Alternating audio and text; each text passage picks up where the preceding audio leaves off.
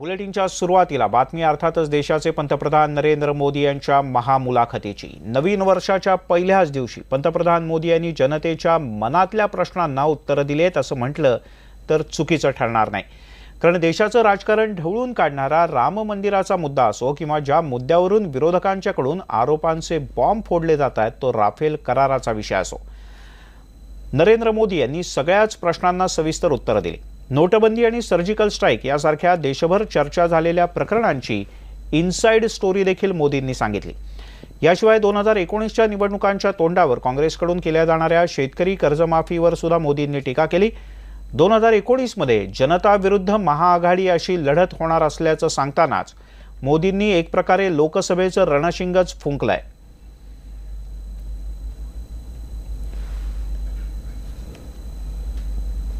हमने भारतीय जनता पार्टी ने अपने मैनिफेस्टो में भी कहा है कि संविधान की मर्यादाओं में हम इसका समाधान करेंगे।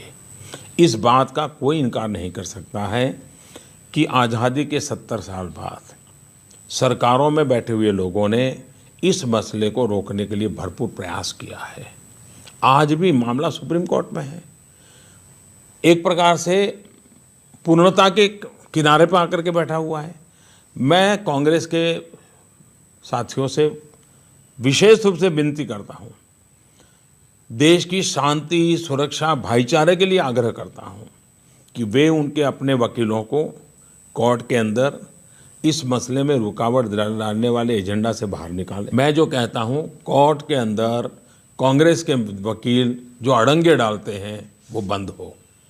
न्याय की प्रक्रिया को न्याय के तरीके से चलने दिया जाए, उसको राजनीति के तराजू से न तोला जाए और मामला न्यायपालिका में है उसको पूर्ण किया जाए। न्यायपालिका से आने के बाद सरकार की जिम्मेवारी जहां शुरू होती है, हम पूरी तरह प्रयास करने के लिए तैयार हैं। जो लोग सेना को दुर्बल बनाना चाहते हैं, आरोप मर देते हैं, क्या मुझे मेरे पर आरोप लगे इसकी चिंता करनी चाहिए कि मेरे देश की आवश्यकताओं को पूरा करना चाहिए? मैंने तय किया है, जितनी गालियां पड़ेगी मैं खाऊंगा, जितने आरोप लगेंगे लगने दीजिए। मैं ईमानदारी के रास्ते पर चलूंगा, राष्ट्र रक्षा को प्राथमिकता देते हुए चलूंगा। मैं मेरे सेना के जवानों को उनके नसीब पर नहीं छोड़ूंगा। उनकी जो भी रिक्वायरमेंट है उसको खरीदना पड़ेगा तो प्रक्रियाओं को तेज गति से चला करके करूंगा। मुझ पर आरोप होते रहेंगे तो भी करूंगा कि मैं स्वयं इस मत का हूं कि सर्जिकल स्ट्राइक का राजनीतिकरण नहीं होना चाहिए। उसमें तो कोई विवाद ही नहीं है। लेकिन जब सर्जिकल स्ट्राइक हुआ तो किसी सरकार के मंत्री ने बयान नहीं दिया है, न प्रधानमंत्री ने बयान दिया है। सेना के अफसर ने देश को जानकारी दी और वो भी इंफॉर्मेशन दी है। और वो इंफॉर्मेशन यहाँ दी इतना नहीं, टेलीफोन करके पाकिस्तान को भी बताया गया था। और जब तक पाकिस्तान को सूचित नहीं किया तब तक हिंदुस्तान के मीडिया को भी नहीं बताया गया था। और सेना ने खुद ने आकर के अपना एक डिटेल रिपोर्ट दिया था, वहीं बात समाप्त हो गई थी।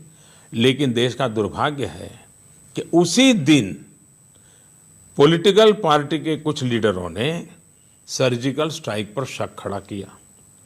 पाकिस्तान के लिए तो इस प्रकार से बोलना जरूरी था क्योंकि उनको वहाँ मोरल टकाए रखने के लिए आवश्यक था।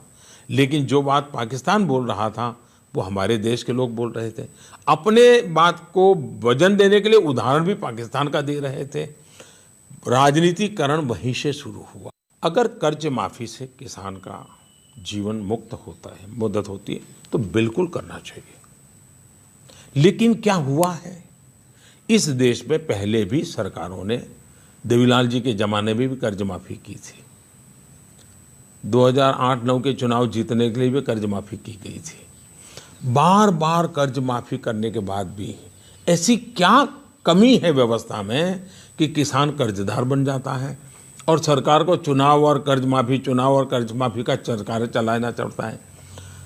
तो उपाय ये है कि किसान को मजबूत बनाना, एम्पावर करना, बीज से लेकर बाजार तक सारी व्यवस्थाओं को सुविधा देना।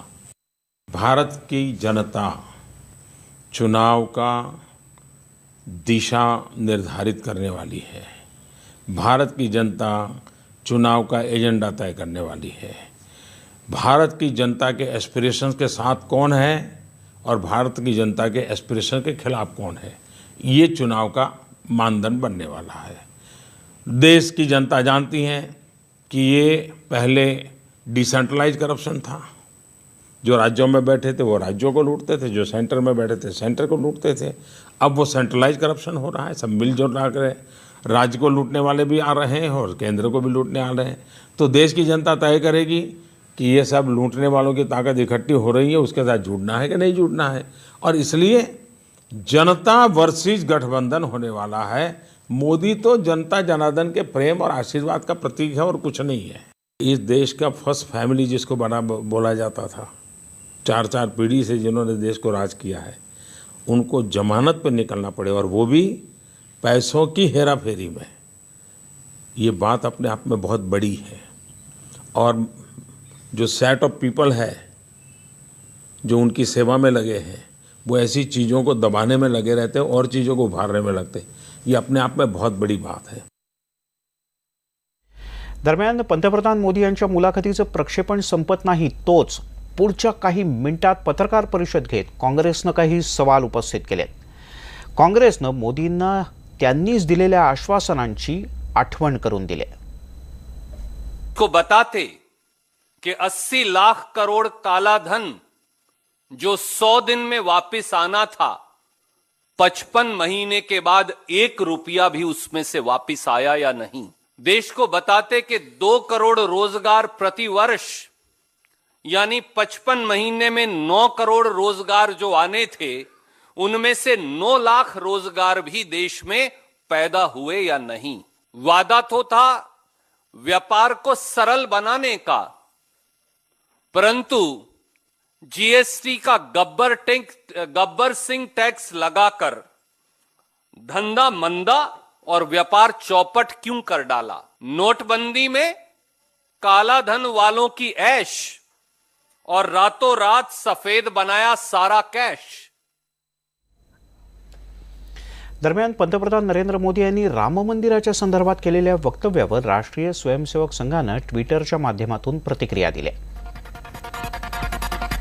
संघानं म्हटलंय, पंतप्रधानांचं वक्तव्य राम मंदिराच्या निर्माणासाठी सकारात्मक आहे। भाजपनं सांगितलं होतं मंदिरासाठी चर्चेतून मार्ग काढू।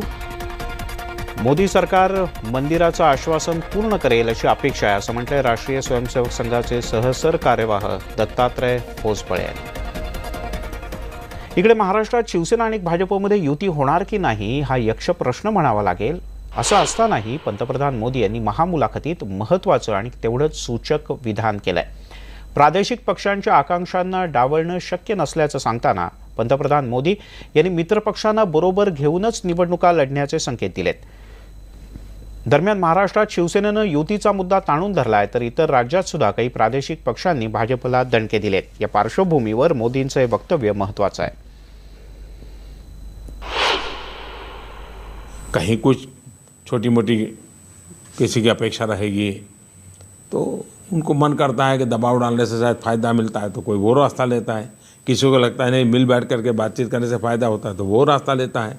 तो राजनीतिक दलों के अपने अपने स्वभाव रहते हैं, लेकिन हमारी कोशिश है सबको साथ लेकर के चलना, सबकी सुनना, सबकी बात को मान करके निर्णय करना। और देश में ये जो एक कल्चर बना है जिसमें हमने रीजनल एस्पिरेशंस को महत्व देना ही होगा और मैं इसमें कमिटेड हूँ।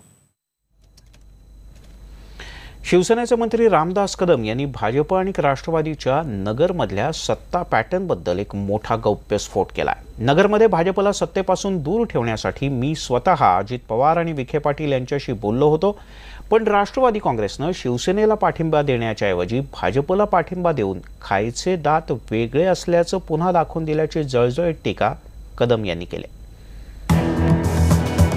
नगरच्या सत्ता पॅटर्नबाबत कदमांचा गौप्यस्फोट। शिवसेनेनं राष्ट्रवादीकडे मागितला होता पाठिंबा, पण राष्ट्रवादीनं सेनेऐवजी दिली भाजपला साथ। नगरचा सत्तेचा पॅटर्न नेमका आहे तरी कुठला? भाजप आणि राष्ट्रवादीची खरंच छुपी युती? महापौर बसवण्यासाठी मी स्वतः अजितदादांकडे बोललो होतो, मी स्वतः राधाकृष्ण विखे पाटलांकडे बोललो होतो। असं असताना देखील ज्या भाजपच्या विरोधामध्ये निवडणूक लढवत आहेत त्या भाजपलाच पाठिंबा देऊन शिवसेनेला शह देण्याचं काम राष्ट्रवादी आणि काँग्रेसने केलेलं आहे. सत्तेच्या नगर पॅटर्न बाबत शिवसेनेचे मंत्री रामदास कदम यांनी केलेला हा मोठा गौप्यस्फोट राष्ट्रवादीसाठी मोठी अडचण ठरू शकतो. कारण रामदास कदम स्पष्टपणे सांगतायत की आम्ही राष्ट्रवादीकडे पाठिंब्यासाठी बोलूनही त्यांनी प्रतिसाद दिला नाही. उलट पक्षी ऐन महापौर निवडीच्या दिवशी माघार घेऊन भाजपच्या सत्तेचा मार्ग एक प्रकारे सुकर केल्याचा आरोप कदमांनी केलाय. एवढंच नाही तर आम्ही सत्तेतून बाहेर पडण्याची राष्ट्रवादी वाटच बघतेय, जेणेकरून त्यांना लगेच भाजपशी घरोबा करता येईल, अशी जळजळीत टीकाच रामदास कदमांनी केली आहे. अशी 28 मतं आमच्याकडे असल्यामुळं तिथे महापौर आमचा बसेल असं आम्हाला वाटलं होतं. मात्र राष्ट्रवादींनी पुन्हा एकदा विरोधी पक्षाची भूमिका असताना ती बाजूला ठेवून सत्ताधारी भाजपचे मुख्य घेण्याचं काम केलंय. रामदास कदमांच्या या आरोपांना राष्ट्रवादीनेही लागलीच प्रत्युत्तर दिलंय. युतीचा संसार नीट चालत नाही म्हणूनच ते दुसरीकडे लक्ष देत आहेत, असा पलटवार नवाब मलिक यांनी केलाय. हमें लगता है शिवसेना जो कह रही है कि राष्ट्रवादी कांग्रेस पार्टी ने चुम्मा ले लिया बीजेपी का, अरे तुम्हारा संसार उनके साथ ढंग से नहीं चल रहा है. दूसरों के अनैतिक चुम्मे की तरफ देख रहे हो. जिन्होंने चुम्मा लिया है उन पर कार्रवाई पार्टी करेगी, हमने ऐलान किया है. या सगळ्या आरोप प्रत्यारोपात शरद पवारांनी भाजपला पाठिंबा देणाऱ्या 18 नगरसेवकांवर कारवाईचे स्पष्ट संकेत नगर दौऱ्यात दिले. राष्ट्रवादीच्या राज्याच्या अध्यक्षांनी स्वच्छ सूचना दिलेल्या होत्या की अशा प्रकारची आघाडी आपण करायची नाही, आपण त्यांच्यावर जायचं नाही. पवारांनी नगरसेवकांवर कारवाईचा बडगा उगारला असला तरी भाजपशी हात मिळवणी करणाऱ्या जगताप आमदार पिता पुत्रांचं काय, हा प्रश्न अनुत्तरित राहतो. पण संग्राम जगताप यांनीच तर सासऱ्यावरील प्रेमाखातर भाजपला पाठिंबा दिल्याचं जगजाहीर आहे. मग शरद पवार आमदार संग्राम जगतापांना पक्षातून निलंबित करणार का, हेच पाहायचंय. आणि तसं झालं तरच पवारांच्या कारवाई वजा इशाऱ्याला काही अर्थ उरतो. नाहीतर मग रामदास कदम म्हणतात त्याप्रमाणे राष्ट्रवादी आणि भाजपच्या छुप्या युतीवर पुन्हा एकदा शिक्कामोर्तब होईल. ब्युरो रिपोर्टसह साहेबराव कोकणे, न्यूज 18 लोकमत, अहमदनगर. नगरमध्ये सगळंच काही वेगळं.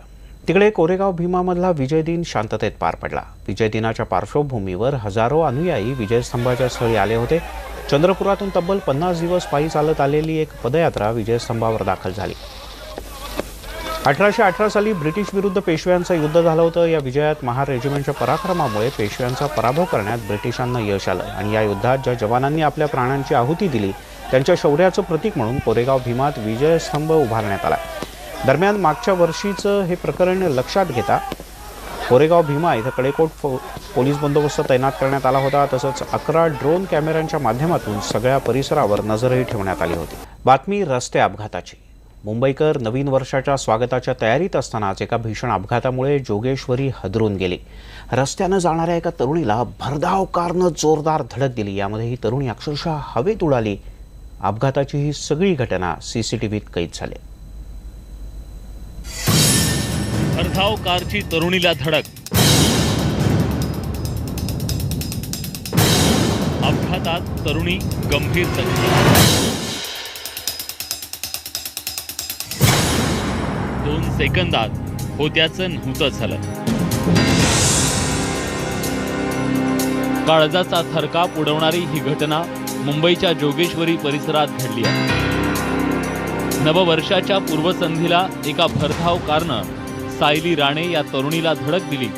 ही धडक इतकी जोरदार होती की सायली अक्षरशः हवेत उडाली आणि नंतर ती एका झाडावर जाऊन आदळली. केवळ 2 सेकंदात हा भीषण अपघात झाला असून सायली यात गंभीर जखमी झाली आहे.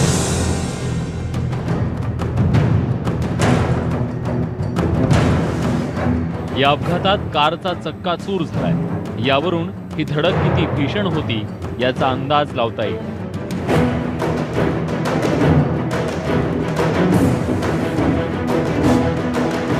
जोगेश्वरीतील हा रस्ता वर्दळीचा असल्यानं वाहन चालक मर्यादित वेग ठेवून वाहन चालवतात. मात्र हा अपघात वाहन चालकाच्या अतिवेगामुळे घडला हे वेगळं सांगायची गरज नाही. ज्येष्ठ अभिनेते आणि लेखक कादर खान यांचं काल दीर्घ आजारानं निधन झालं. ते 81 वर्षांचे होते. त्यांच्या निधनानं नवीन वर्षाच्या पहिल्याच दिवशी सिनेसृष्टीवर शोककळा पसरले. गेल्या काही आठवड्यांपासून त्यांच्यावर कॅनडामध्ये उपचार सुरू होते. त्यांचं संपूर्ण कुटुंब कॅनडात असल्यानं तिथेच त्यांच्या पार्थिवावर अंत्यसंस्कार केले जातील.